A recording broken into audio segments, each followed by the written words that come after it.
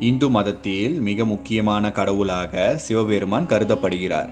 மிகவும் சக்தி வாய்ந்த கடவுளான சிவனின் அம்சமே இந்த வீரபத்திரர் ஆவார். வீரபத்திரர் சிவனின் நெற்றி கண்ணிலிருந்து தோன்றியவர்.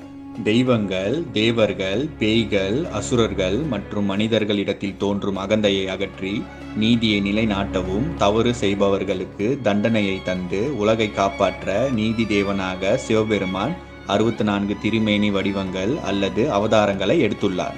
இதில் ஒன்றுதான் வீரபத்திரர் என்கிற அவதாரமாகும். பல சிவன் கோயில்களில் வீரபத்திரரை துணை தெய்வமாக வழிபடுவதை நாம் காணலாம். வீரபத்திரர் ஒரு உக்கிரமான போர் தெய்வமாக கருதப்படுகிறார். இவர் ஒரே சமயத்தில் முக்கிய கடவுளான பெருமாள், அக்னி தேவன், இந்திரன், சூரிய பகவான், சந்திரன் மற்றும் 30 முக்கோடி தேவர்களை போர் செய்து வீழ்த்தியுள்ளார். இதன் வழி வீரபத்திரர் எவ்வளவு சக்திமிக்க தெய்வம் என்பதை நம்மால்